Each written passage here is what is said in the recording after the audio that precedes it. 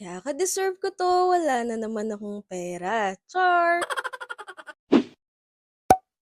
Another day, another mini vlog! After work ni Hobby ay pumunta kami ng Clark dahil meron kaming aasikasuhin. Dahil nagmadali na naman kaming umalis ng bahay kaya hindi kami nakapagmeryenda ulit. Kaya bago kami pumunta sa next destination namin ay inaya ko na munang kumain si Hobby. After naman namin kumain ni Hobby ay dumiretso na kami dito sa may nice look. Nasira kasi yung isang pants ko kaya sabi ko kay Hobby ay kailangan kong bumili ng bago. Si Hobby din ay bumili na din ng bagong pants niya pati na din ng mga shorts na pang araw-araw. Pinilit ko nga lang din bumili dyan si Hobby, sabi ko kasi sa kanya ay deserve naman niya. Every after getting paid, dapat naman talaga na kahit papano ay rewardan natin yung mga sarili natin. Nakakapagod naman kasi kung puro bills at grocery na lang yung lagi nating iniisip. Yung reward kasi hindi naman required